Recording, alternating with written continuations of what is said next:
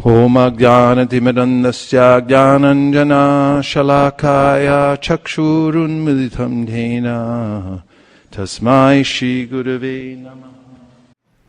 Jai Jai Shri Chaitanya Jai Nityananda Jai Dvaita Chandra Jai Gaura Bhakta Vrinda Jai Jai Shri Chaitanya Jai Nityananda Jai Dvaita Chandra Jai Gaura Bhakta Vrinda. We're reading from the Sri Caitanya-Caritamrta, Adi-lila, chapter 7, Lord Chaitanya and 5 features. Today's verse is number 103. Iha shuni bole sarva shanyashira gano Tomake dekhiya jaiche shakshat narayano. Iha shuni bhale sarva shanyar shiragana Tomake dekhiya jaiche shakshat narayana. Iha. This. Shuni. Hearing. Bale. Spoke. Sarva. All. Sanyasira. Of the Mayavadi sannyasis. Gana. Group. Tomake. Unto you. Dekhiye. We see. Jaiche. Exactly like. Sakshat. Hare Krishna. Directly. Narayana. The Supreme Personality of Godhead.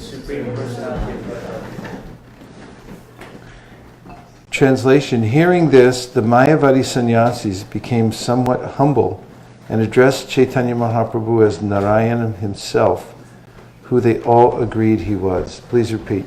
Hearing this, the Mayavadi sannyasis became somewhat humble and addressed Chaitanya Mahaprabhu as Narayan himself, who they all agreed he was. Who they all agreed he was. Purport. Mayavadi sannyasis address each other as Narayan. Whenever they see another sannyasi, they offer him respect by calling Om Namo Narayanaya. I offer my respect unto you, Narayan. Although they know perfectly well what kind of Narayan he is. Narayan has 4 hands, but although they are puffed up with the idea of being Narayan, they cannot exhibit more than 2. Since their philosophy declares that Narayan and an ordinary human being are on the same level, they sometimes use the term Daridra Narayan, poor Narayan, which was invented by a so-called Swami who did not know anything about Vedanta philosophy. Therefore, although all these Mayavadi sannyasis who call themselves Narayan were actually unaware of the position of Narayan, due to their austerities, Lord Chaitanya Mahaprabhu engaged them to understand him to be Narayan himself. Lord Chaitanya is certainly the Supreme Personality of Godhead Narayan, appearing as a devotee of Narayan, and thus the Mayavadi sannyasis, understanding that he was directly Narayan himself, whereas, Lord Chaitanya is certainly the Supreme Personality of Godhead Narayan, appearing as a devotee of Narayan, and thus the Mayavadi sannyasis, understanding that he was directly Narayan himself, whereas they were false, puffed up Narayans, spoke to him as follows. Iha shuni bale sarva shanya shiragana. So the Sanya Shiragana is the group of Mayavadi sannyasis that Prakashananda Saraswati met with in Benares. And that was at the behest of the Brahmana in Benares who had surrendered to Chaitanya Mahaprabhu. He was also associated and knew everybody in town, including all the Mayavadi sannyasis. And he was very concerned because the Mayavadi sannyasis had been speaking ill of Chaitanya Mahaprabhu. And the Mayavadi sannyasis engage in reading Vedanta, and their lives are very dry because they try to avoid any kind of sense objects. They sleep on the floor, and they avoid any joyful outbursts. Chaitanya Mahaprabhu, on the other hand, would be seen chanting and dancing throughout the town in great ecstasy. And that was really abhorrent to the Mayavadi sannyasis. And they had been criticizing Mahaprabhu, saying that he's a kind of sentimentalist. He has no idea about real spiritual life, which really means just to be very dry and withdrawn from the world with the ultimate goal of becoming God yourself. It's a misguided philosophy. And there are a lot of misguided philosophies, but they had institutionalized it, and the Brahmana, who was affectionate to Chaitanya Mahaprabhu, was eager that they meet Mahaprabhu. Of course, Mahaprabhu didn't associate with any Mayavadi sannyasis, but to appease this Brahmana, he agreed. In fact, when the came to tell Mahaprabhu that he wanted him to meet, Mahaprabhu was smiling because he had already decided that he would benedict Prakashananda Saraswati. In fact, he must have decided that long ago, because as you know, if you go back to the story of Tapana Mishra was a Brahmana and he had read too many books. Therefore, he became confused about the goal of life and how to attain it. This is an admonition given in the Shastra that one should not read too many books, because not so many books are necessary. Just the Srimad Bhagavatam, Bhagavad Gita, Nectar of Devotion, and so forth. Who has actually assimilated any of those anyway? Besides trying to develop a repertoire so it appears as if one knows everything, which is actually one of the prohibitions given by the Goswamis. In the Nectar of Devotion, it's mentioned that one shouldn't do this. But Tapana Mishra, because he had a very strong intelligence, and this can be actually a curse if you're too intelligent and you depend on your intelligence, and bhakti doesn't depend on intelligence, it depends on the heart, really. Simple people take very easily to bhakti. Tapana Mishra, confused about the goal of life, then had a dream that he would meet Chaitanya Mahaprabhu. And when Mahaprabhu was traveling in eastern Bengal, then it happened that just after his dream, Tapana Mishra met Chaitanya Mahaprabhu. It was Lord Chaitanya's arrangement. And Tapana Mishra surrendered to Chaitanya Mahaprabhu. And he told him, I don't know what the goal of life is. Although I've studied many things, I can't ascertain what the goal of life is. And then Mahaprabhu... We're just checking they can hear back there. Can you hear back there? Yeah, a little bit louder. Okay.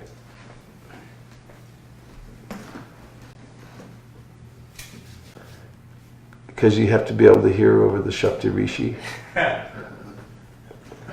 It's almost like Mount Meru. And so he told Tapana Mishra that you should chant Hare Krishna.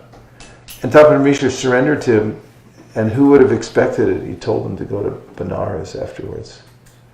Kaviraj Goswami says it's a kind of an amazing thing. He had surrendered his life to Mahaprabhu, and he had found out the goal of life, and then he told him to go to this whole city of Mayavadis. Because obviously Mahaprabhu had a plan to go there later, which he did.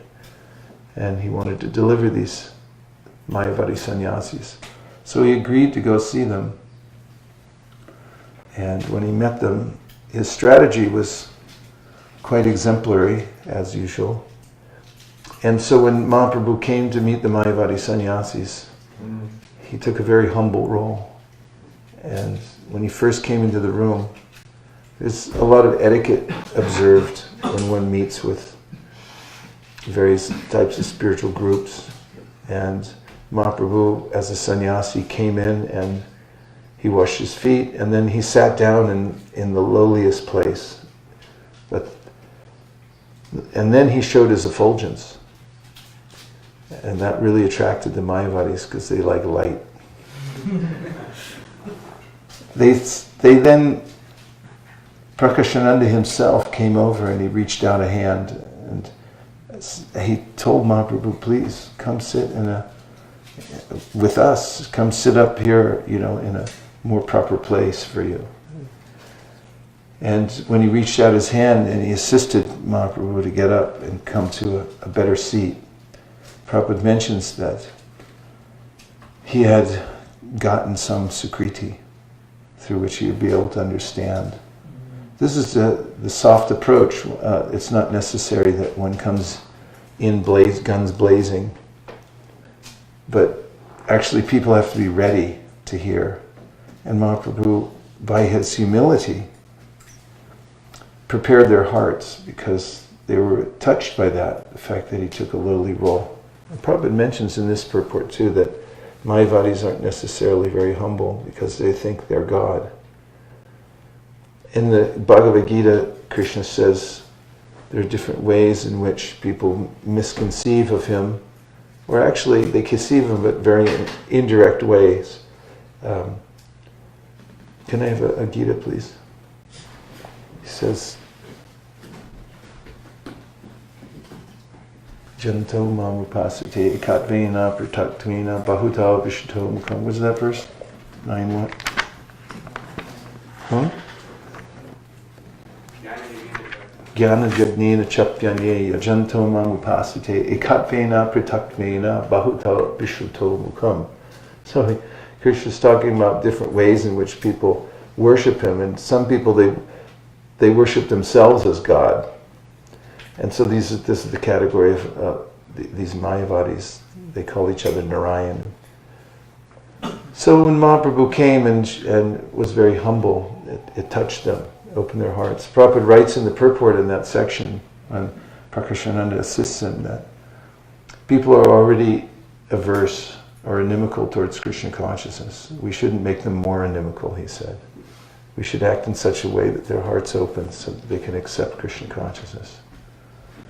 So then, Chaitanya Mahaprabhu, maintaining a humble role, finally, the Mayavadis, almost like when Mahaprabhu met Sarvabhauma Bhattacharya and didn't say anything.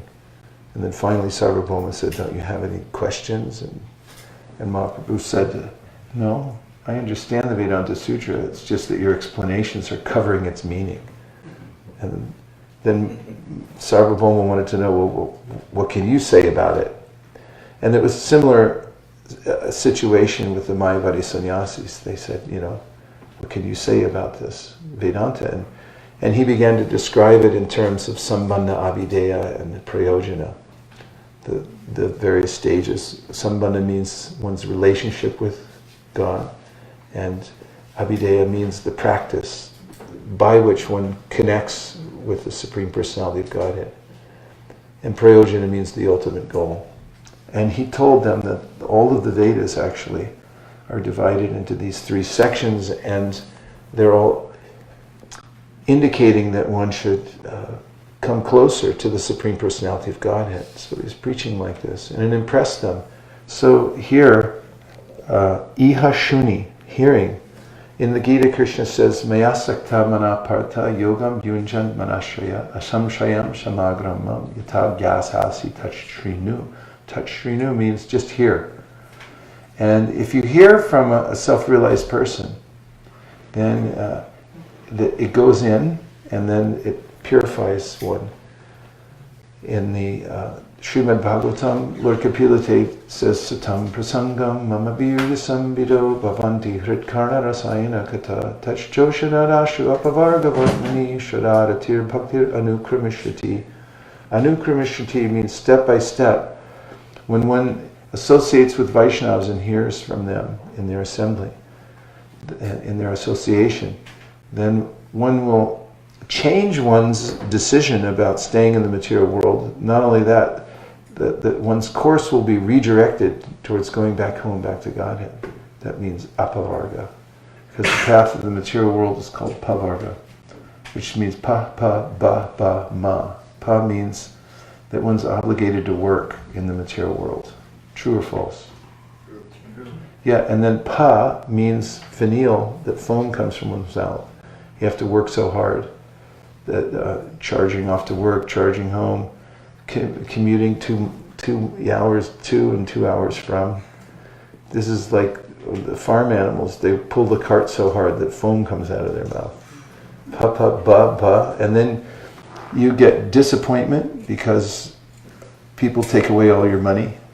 You make all this money and then someone comes along and takes it from you. One way or another, it gets taken. Even by so-called family members who need it, and so forth. And then pa means fear. Even while you're doing all this thing, you're accumulating, you're in fear, bhayam. Ma, and means at the end you die. It's not very optimistic.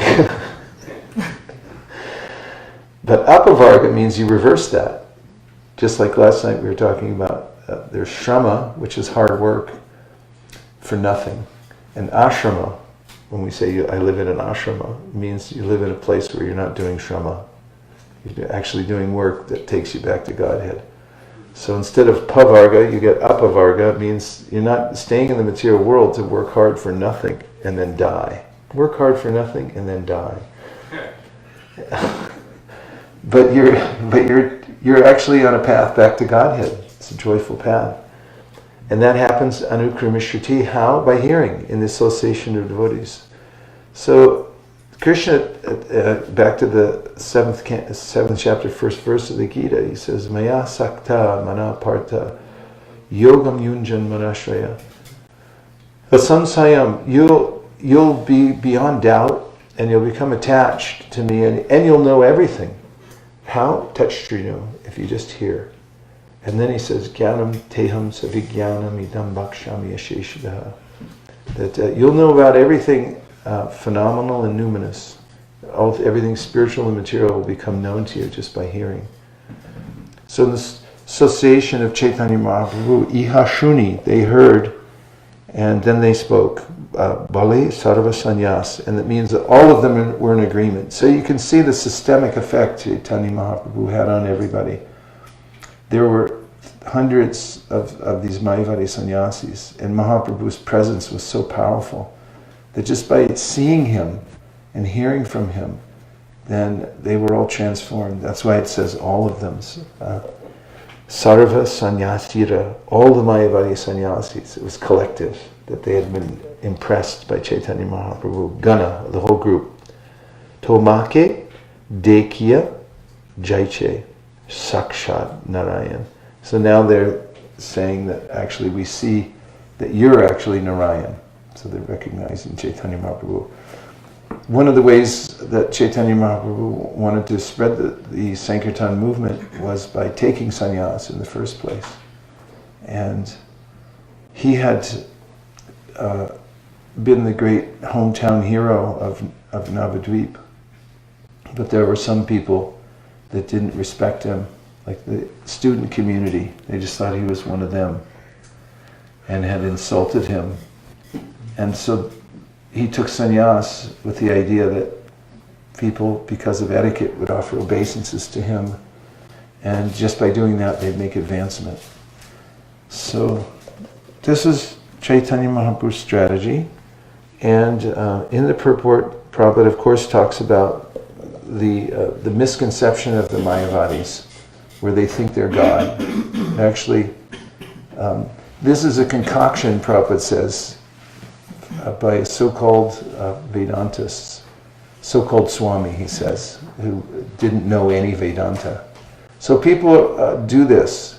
They make up spiritual philosophies, and then they propagate them. But that's not how to make a connection to the Supreme Personality of Godhead. One has to have an authorized process. In the Bhakti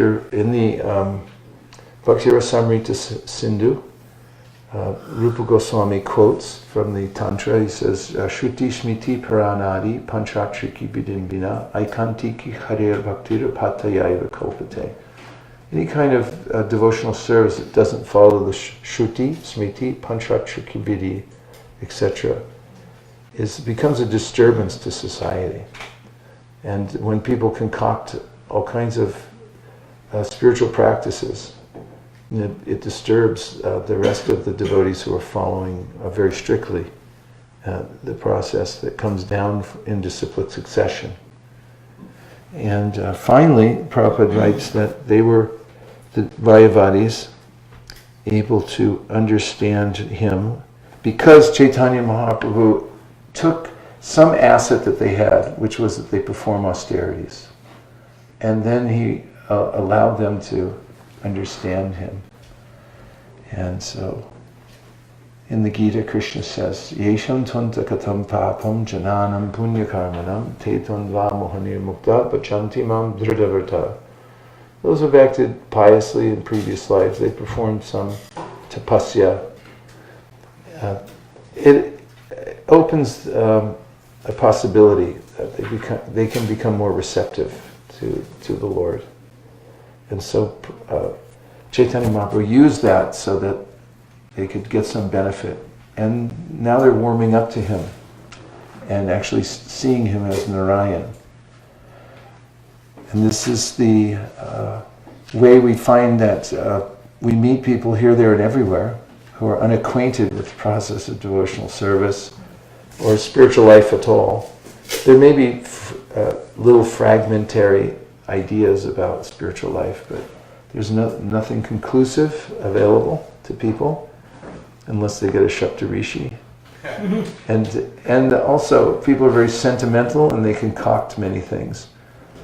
So, as representatives of Sri Chaitanya Mahaprabhu, if we follow the process strictly, then we become potent in bringing the teachings of Chaitanya Mahaprabhu to others.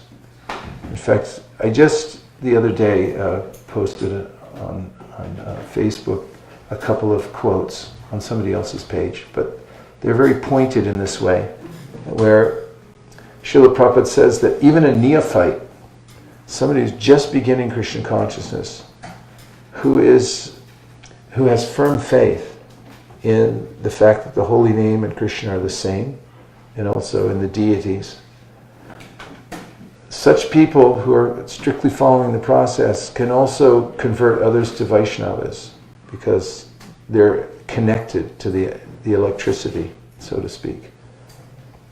And then Prabhupada also, in a separate purport, talks about what is a liberated soul.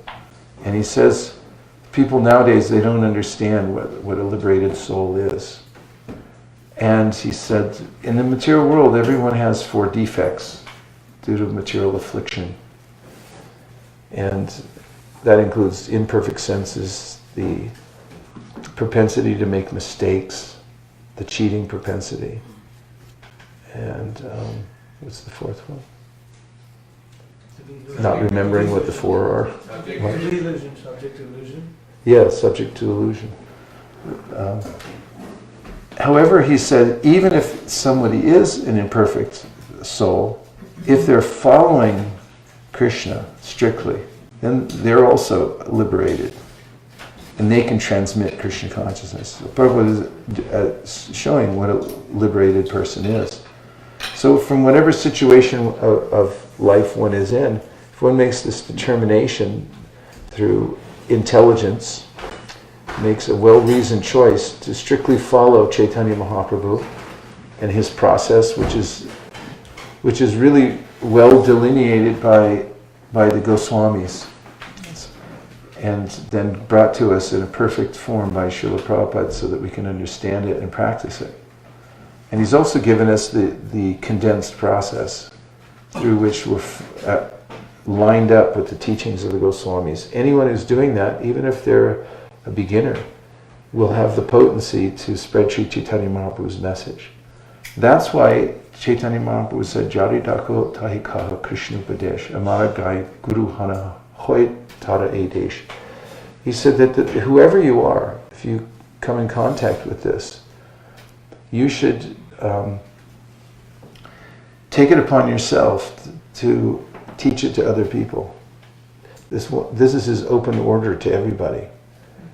And Prabhupada writes in the Bhagavatam that the order of the Supreme Personality of Godhead is a manifestation of his internal potency. And it's by that potency that one can come to see the Supreme Personality of Godhead face to face. So there are specific orders given by Krishna to devotees or by the spiritual master to disciples. And there are open orders also. For instance, this is an open order that Chaitanya Mahaprabhu gives to everybody that spread this movement. And anyone can take it. And there's no difference between an open order and a direct, very specific order. If you take the order of Chaitanya Mahaprabhu, then you'll be directly connected with him. You'll have potency. And also, this is the means by which one will make advancement and go back to Godhead. How's everybody doing? 50% air? It's not that much air. So we'll take some reflections. Any reflection? Hare Krishna, Prabhu. Hare Krishna. So good to see you. I like your ashram. Wait till you It's see the beautiful. book room. Okay. Well, that's always indicative of the health of an organization, to see the book room. One quote in here is, "I can tell by your book scores that all other programs are successful." Nice. I was struck with a nice realization from hearing you. That two things are the importance of purity, and I'd like to share something that the reading from Preaching is the Essence. A little something after Mangalarti. Yeah.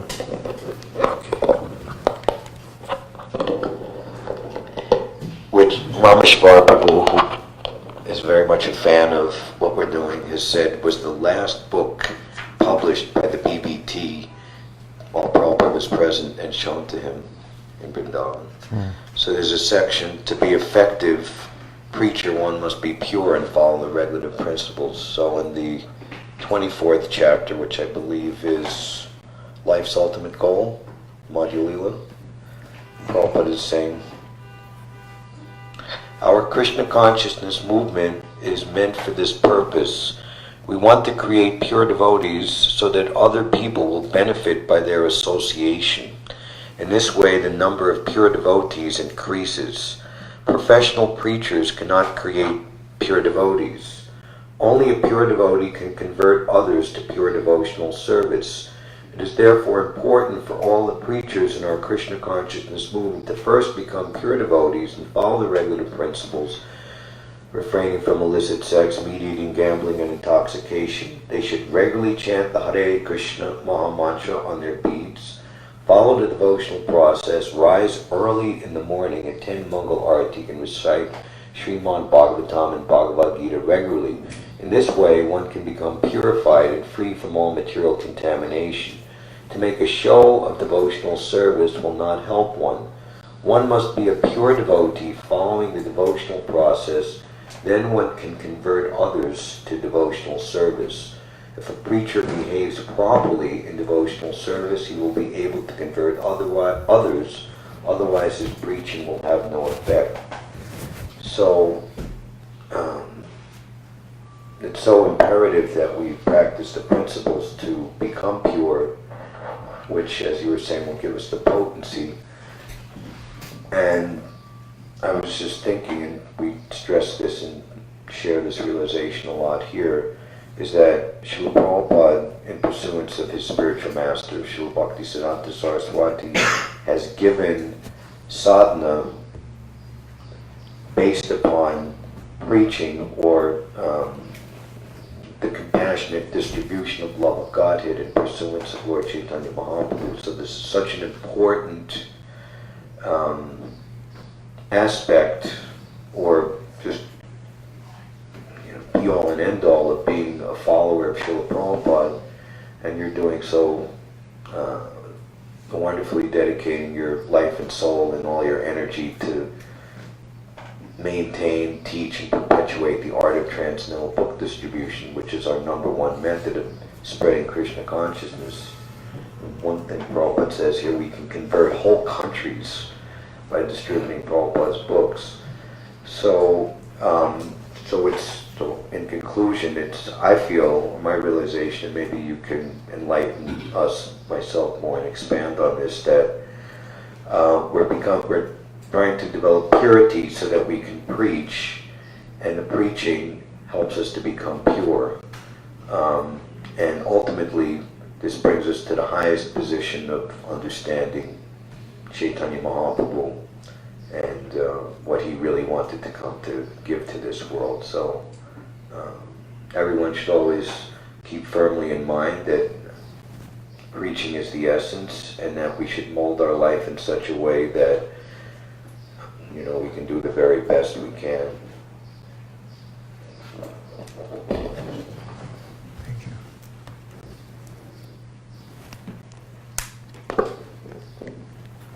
Thanks, Ramaroy, for such important points.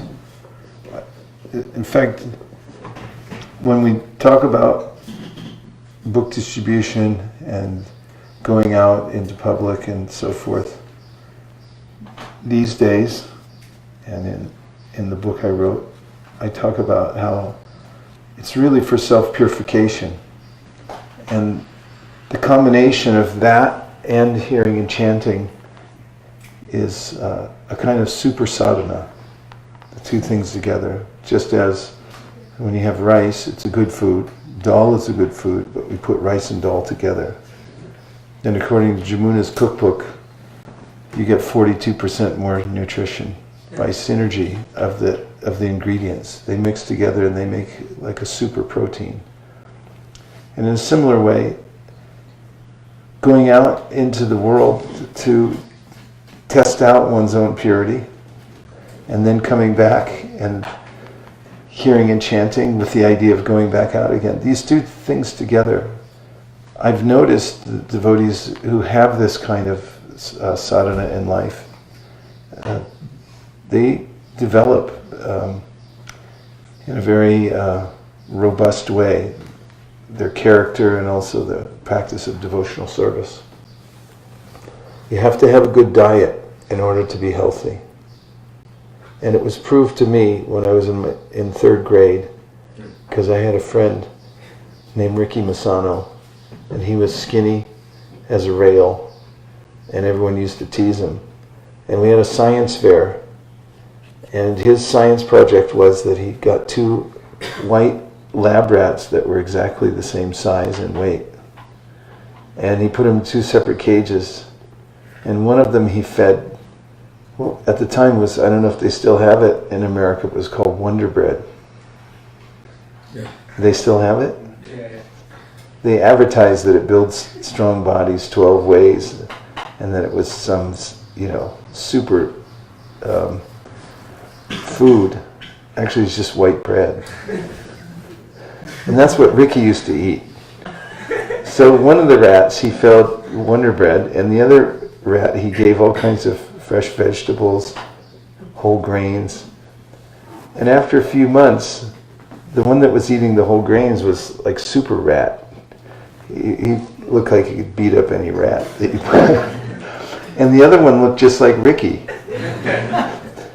And Ricky was shocked. He won the science fair that year too. He brought the 2 rats in. The teacher couldn't believe how brilliant the experiment was. But then Ricky changed his diet, because you said it like, I'm like that rat. So it's really natural if someone doesn't have a good spiritual diet, you're going to get anemic.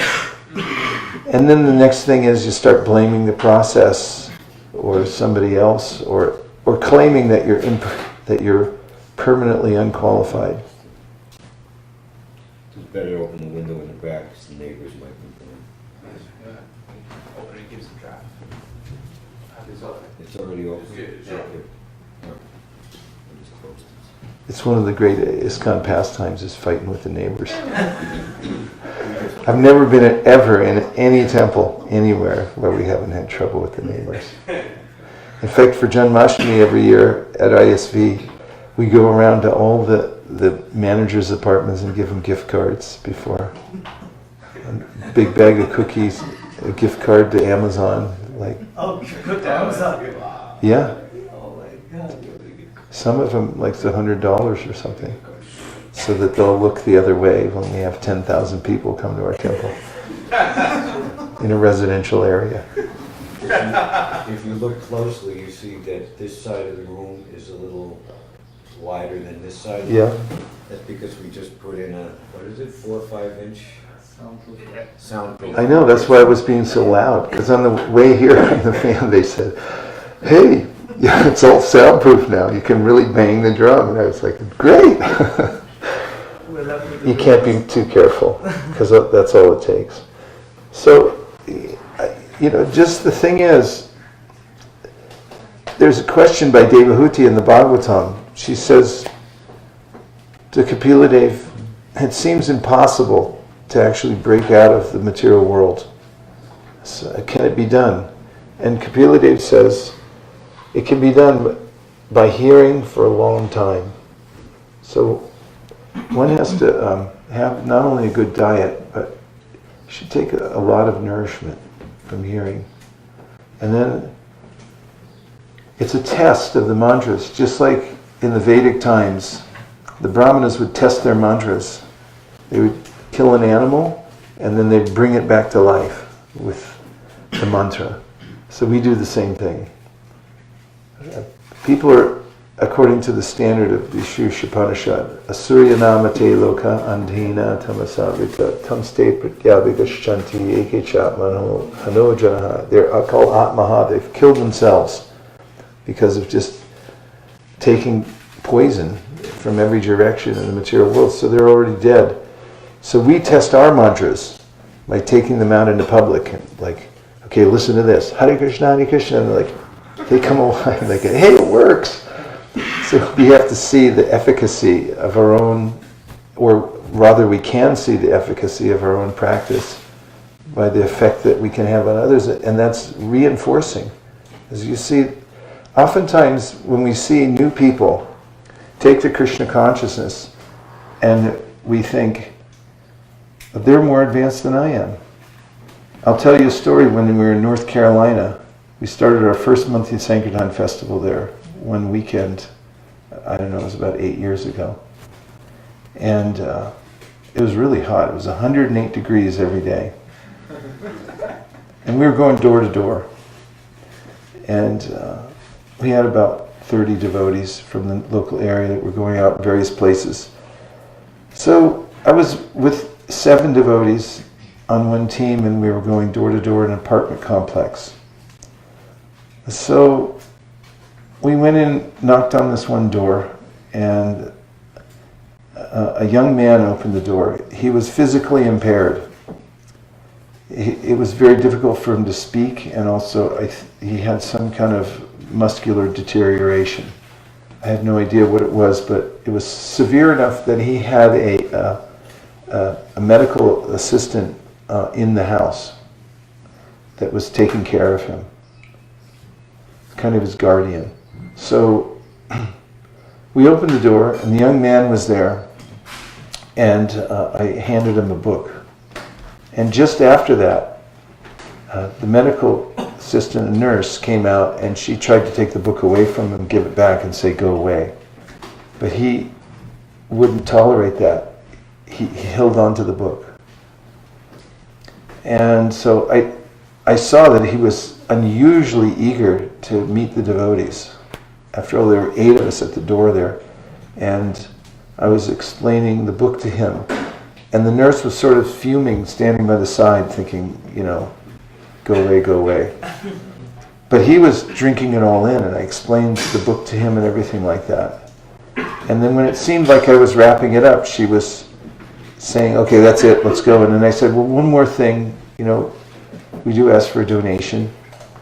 And she was like, okay, that's really it, now get out. But he insisted, that I want to give a donation.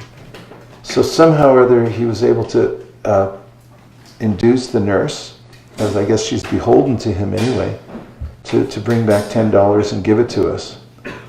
And she said, now really go away. But I said, there's one more thing. We want to teach you a prayer. Do you believe in the power of prayer? I asked him. And he was very enthusiastic, shaking his head.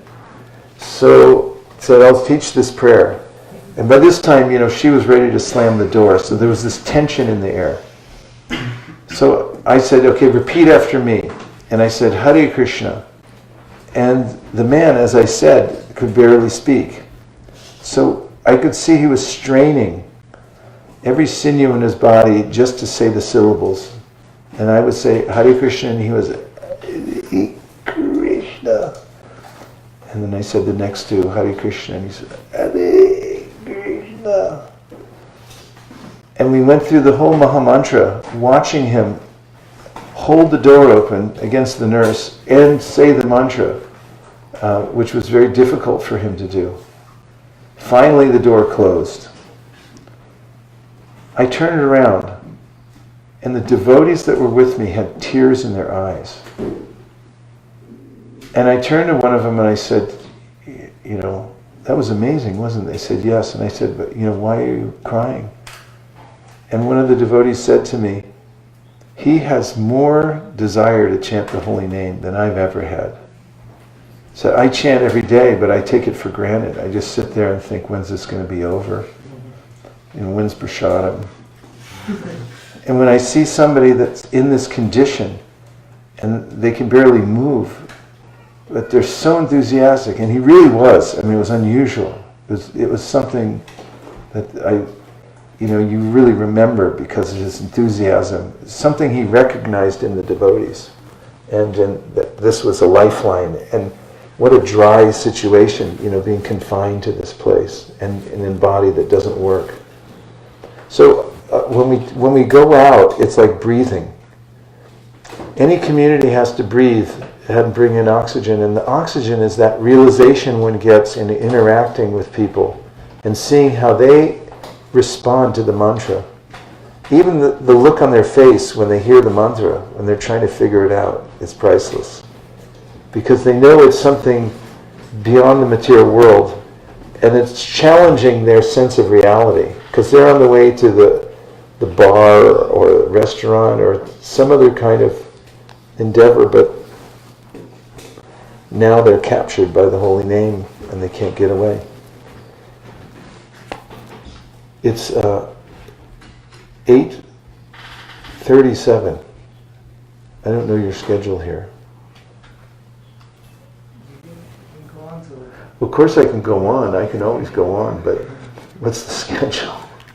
We generally conclude class by around 8:45. If you want to go on to 9 o'clock. Generally we conclude by 8:45. Are there any other reflections or questions?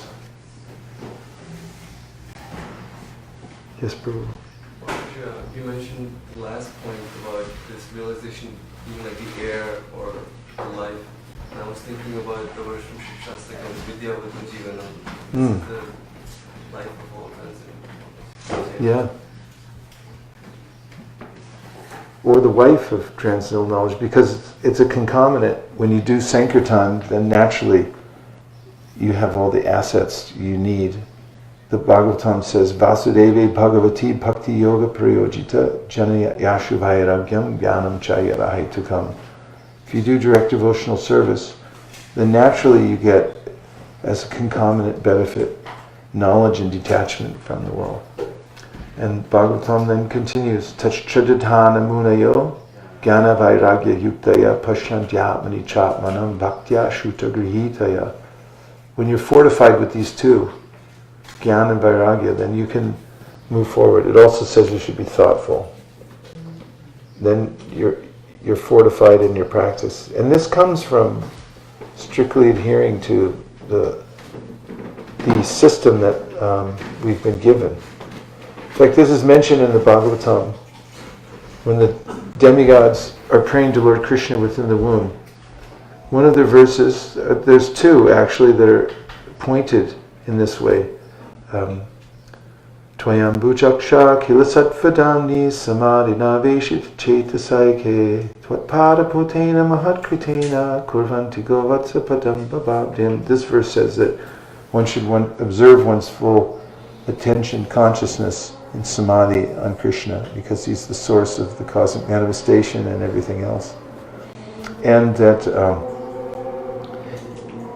one should follow in the footsteps of the Mahatkritena, and that means the great souls who have left behind them a system that you can follow in order to reach the Supreme Personality of Godhead.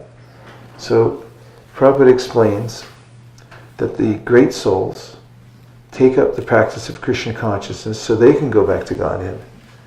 And when they do so, they make it approachable. The system is something that you can recognize and follow. And they leave it behind. And essentially it becomes like a boat that anybody can get in.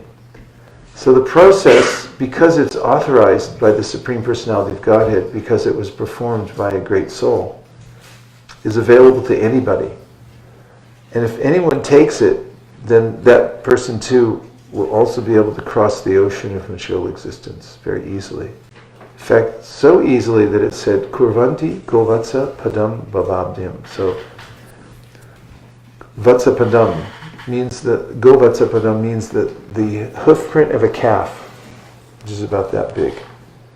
And the whole ocean of material existence shrinks to that size for those who approach the process by following the Mahatkritena, the great souls. And then Prabhupada says it's like, if you approach the boat and just try to get in it, then the ocean shrinks and you can step across it. That's how powerful the process is. So even if somebody isn't a great Mahatma, it could come from any kind of background or be burdened by so many complexities in life. But if that person develops the determination and the intelligence to follow the Mahatkritena, the great souls, in their process, then that person will be able to also cross over the ocean of material existence. And not only that, they'll be eligible for the full result that was attained by those great souls. That's confirmed also in the first canto of the Bhagavatam. Bejire muneyo tagre bhagavantam adhoksajam sattvam vishudham shemaya kalpante ye nutaniha. That previously all the great sages, they had taken advantage of the process of devotional service to worship Lord Vishnu, knowing that he's beyond the modes of nature, and therefore they would attain the highest benefit. That makes sense, doesn't it? But then it goes on to say that anyone who follows in the footsteps of those sages is eligible for the same result. Kalpante yenutaniha. In this world, if you follow behind them to the best of your ability, you'll get the same thing they got, even if you're not a big sadhu in any way. You become qualified because of that. So this is something that is available to everybody in the world, and you can see that that's how a whole country could become affected. You were saying by book distribution, you're quoting Prabhupada, that the process is delineated in the books, and if somebody is open to following, as Krishna says here in the 13th chapter of the Gita. Do you know which verse I'm thinking of? By following what I was just saying?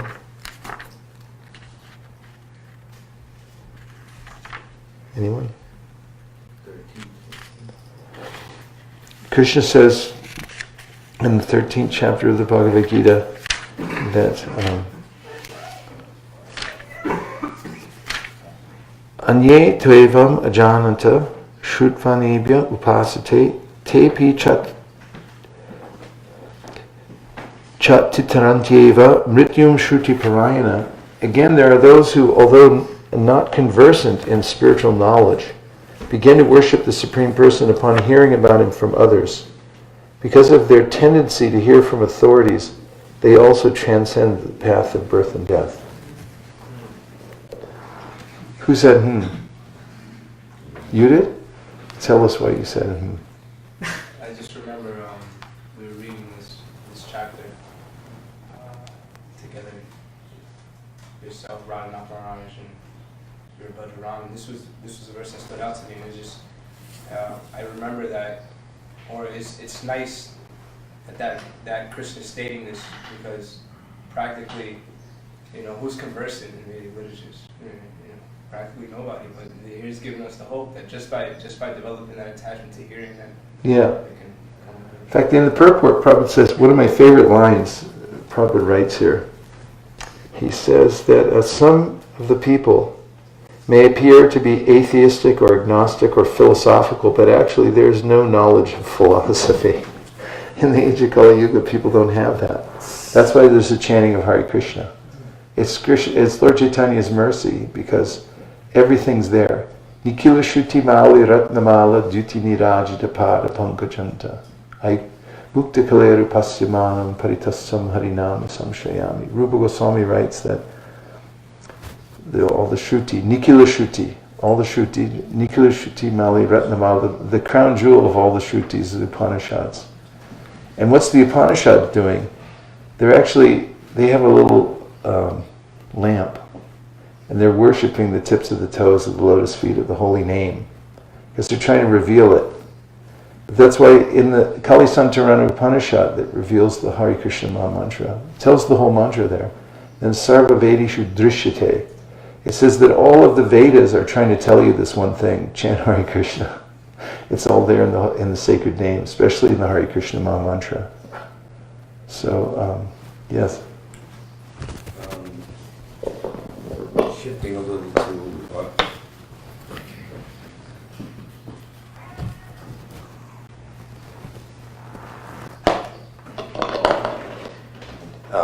since Christmas, we've discovered this Shaptarishi Mahatattva program with the Hogan Christmas Marathon. Then we kept it going in January. January was equal or even bigger? What bigger? Bigger in January. So there's one purport in the 29th chapter of the 4th canto where Prabhupada says, the Lord, seeing the devotee's merciful attempt, enlightens the people from within automatically. So book distribution, we could think it's practicalities, like everybody's out there trying to give out their literature or advertise. Practically people read it and whatever, and all the books are out there. But that's there, but on top of that, or perhaps even more than that, or the inner mystery or secret of it is that because Krishna is seeing that my pure devotee, Srila Prabhupada, Srila Bhaktisiddhanta wants this, so I make this activity have so much miraculous, all Nija Sharva Shaktis, all my transcendental potencies are invested in this process. So, when we're distributing just soft Bhagavad Gitas and soft SSRs, but when you start distributing all the books like this, it's like, Krishna just sends you such nice people, and the whole affair is taken so much more seriously, and people's hearts are so much more moved than just giving out one or two little books. So, and it's like, and the main books of Prabhupada, Nectar Devotion, Teachings of Lord Chaitanya, Bhagavad Gita, Srimad Bhagavatam, which he had already had written, at least the first canto we're giving out, but in those first Krishna book, in those first 4 years up until 1970, we're given, and then people get this, they're getting the gift of Prabhupada, and it's just, Krishna is so pleased, and just so much amazing things happen. So yesterday we broke our record, what was it? 17 altogether, and that was without Gopal Champu, who usually is a prime contributor to the overall sum. So.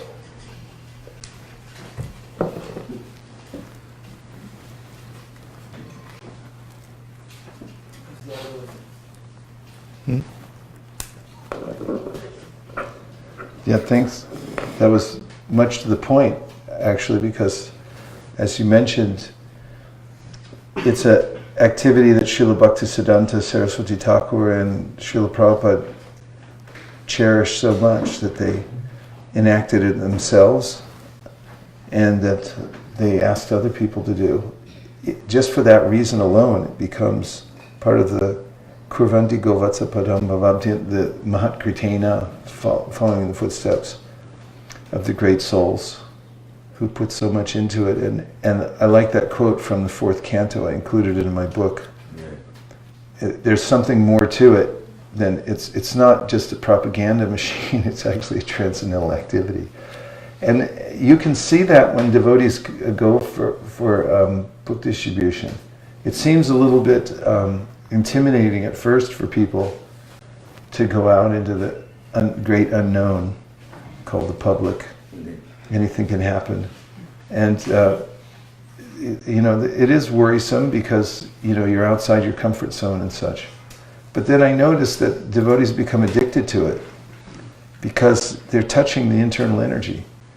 And it's a higher taste. It actually is a higher taste. The same taste that we saw back in the early 70s that devotees got, and they couldn't stop going out. I'm seeing now, years later, decades later, there's no difference, the same taste, the same benediction is there. And I think what you were saying earlier, it's such an important point, is you have to have that taste in order to complete your practice of bhakti. That's why we say that book distribution is high sadhana. It's not just selling books, but it's actually a form of high sadhana. It's meant to complete us just as much as it completes the people who get it. Prabhupada said that the temples are bases from which we send out our troops to war. And he said, just like during wartime, the bombs are raining from the sky like anything. He said, similarly, from our temples, we take out these bombs, the books, and they should be raining, he said, into the laps of the conditioned souls. And so, what you got here is a munitions factory, putting together these bigger bombs. People are fascinated, like, the government spends most of its money on defense. We have so many bombs lined up, we don't even know all the different kinds of weapons we have in the US government. But they spend billions and billions of dollars, a huge part of the national budget. People like to build bombs. In fact, most of science, if you have some scientific, Sariputta Prabhu said that the government doesn't really fund so much, trying to find the origin of life and everything like that. There's some money for it, but the big money's in bombs, he said. So there's something satisfying about having these smart bombs like this. I think human beings like to build bombs and see their effect. But you can have, this is the real satisfaction, making these kind of bombs and letting them go.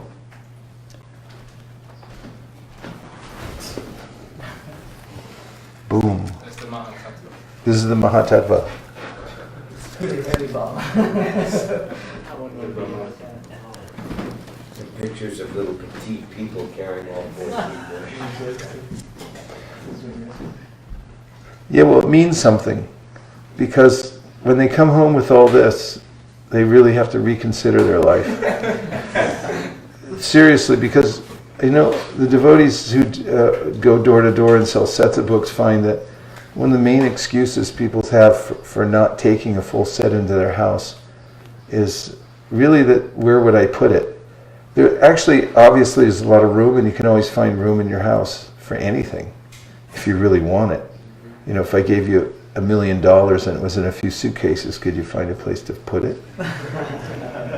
So it's not that. What it is when you bring books into your house, and they're a specific genre like these are, you actually have to admit to yourself that you're into it, and to everybody else. Because if somebody walks in your house and sees this, say, "Hey Larry, what is that?" It's like, all right, I'm a Hare Krishna, I admit it. How could you say otherwise? I'm just studying a little bit. It's just a little research. Larry, you're a Hare Krishna. So these actually wipe out they go in a house and somebody's apartment and they're finished. So, Jiva's not stupid. They know when Krishna's coming after them. In fact, I saw yesterday, we after Bhagavatam class, we go in Harinam around the block. And I always notice this, that Little Jiva knows you're there. I mean, it's obvious when you're banging drums and cymbals down the street and dancing that you're there. But somehow or other, they're able to like totally divert their attention. So like, they're not there, they're not there, they're not there, and I didn't hear it. So, you know, Krishna wants everybody to hear it, and he wants them to be happy and wake up. So the devotees, he doesn't get involved so much, especially on the level of Paramatma in the material world. Samaham sarvabhuteshu. But if the devotees, Prabhupada said, who understand his purpose, get involved, then they get special mercy, because they're actually fulfilling his inner desire. So this is proof here, when you put your heart and soul into a Sankirtan, that Krishna reveals the ways and means to expand it naturally. And Prabhupada said this in 1975, when we had those two parties. There was our party, the BBT party, and then Gopal, what is his name? Gopavrindapal. He had some other ideas, actually good ideas, but they were at conflict with one another about how to train people and how to distribute books. So they went to Prabhupada and Vrindavan. And Prabhupada said several things about book distribution, but one of them that's relevant here is that he said every devotee has his or her own genius how to do this. And if they're just sincere and they try, then Krishna will teach them from within. And he pointed to his heart. He said, then the master within the heart will show them how to do it. So he said, just be sincere and try, and Krishna will reveal the ways and means. And also, just as a final point, this living on the edge is a good thing. Because actually we are on the edge at every minute in the material world. I think somehow or other in illusion that I'm okay and that everything's going to be fine because I have a mental construct about how I'm going to survive here in the material world. So if one lives on the edge through Sankirtan, meaning that you're always reaching for the next goal to increase, and you're not sure how you're going to do it. Like when you have a big marathon, right? Has it ever gone through your mind that like, well, this year there were special circumstances, like how are we going to beat that next year? Yeah. That's the place to live, where you're always thinking like, how are we going to beat what we did last time and do more? Because then in that gap where you're feeling that anxiety, that's where all the growth in devotional service is and the growth in the community. And without that tension, where you're thinking like, how are we going to grow? And you're depending on Lord Chaitanya to come and save you and make sure it happens. Then it's easy to plateau or just, if you have a lot of money coming in from other sources, just to become flabby and not become a powerful organization. So preaching is the essence, not just individually as a sadhana, as you were pointing out, but also for the community at large in ISKCON, to have that edginess to us, that we're always pushing for the next goal, is really important, because then we see every single time when you live in that way and you chant Hare Krishna and you pray to Lord Chaitanya, please come and save me, how are we going to do this the next time and come to the next level? And he always does. Then you start to live the life of full dependence on Lord Chaitanya Mahaprabhu. And that's a life worth living. Anything short of that is a boring waste of time. Right? Okay. Yes, Prabhu? It seems sometimes, when I ponder over just what you said, sometimes like, are we mad men? We're taking so many commitments and depending on completely voluntary service from different individuals and, of course, devotional service. But, I mean, we have a goal and then we take on financial commitments and other sorts of commitments, and we hope, please should Prabhupada in this manner. And yeah, as you said, it's like almost every month we think, how are we going to do it next month? Do we have enough people to keep the Harinam going? Do we have, with all the books go out? So it's... You've read in the Sri Bhaktisiddhanta Vaibhav that Srila Bhaktisiddhanta always insisted that his leaders of his mutts were broke. when they got big donations, he would make them spend it on festivals so that they, or even borrow more money. So they were in that gap where they were feeling like, where's it going to come from? He didn't want them to get fat and sit there and go like, we got reserves, what do we got to go out for? So Prabhupada didn't necessarily do that, but it was pretty much always on the move. It was always the next big thing. And he taught this to Karandar. When Karandar Prabhupada had a lot of appreciation for Karandar. He was a very attentive disciple and a really good manager. So he gave him this instruction that you should create an environment in which devotees do service that's individual, spontaneous, and voluntary. And then he said you should always create a fresh challenge so that the members of your community want to rise up and meet it. And it always has to be some fresh challenge that everyone's working for. And in the time of Prabhupada, there was always some fresh challenge.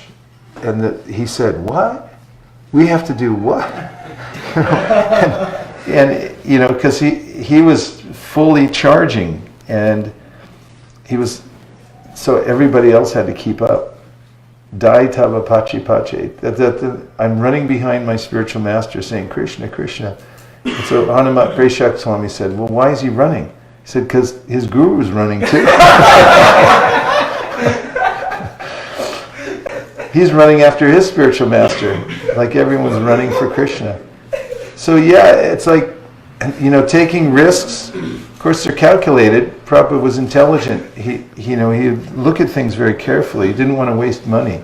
But if you do your due diligence in all cases, especially when you're spending on infrastructure and you're thinking if it's for preaching and you're making decisions on how to preach, take the risk, because Krishna will carry what you lack and preserve what you have. It's hard to make bad decisions if you carefully, especially for expanding Harinam book distribution. If you do it for that, then you'll never go wrong. And that's excitement in life. That's where it all happens, in that risk zone, right? Yeah. Take your pulse. Yeah. Shri Caitanya-Caritamrta ki jai, Shri Harinama Ashram ki jai, Shapta Rishi Mahatattva ki jai, Gaur Bhakta Vrinda ki jai, Gaur Premanande, Nitai Gaura Haribo, Haribo, Haribo, Nitai Gaura Haribo, Haribo, Haribo, Haribo, Nitai Gaura Haribo.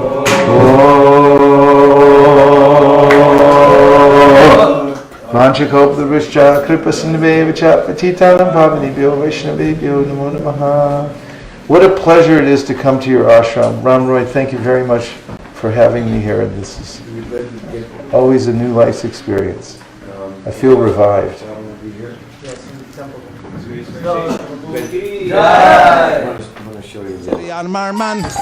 Natari Armarman, Natari Armarman, Natari Armarman, hey, Natari Armarman, Natari Armarman, Natari Armarman, Natari Armarman.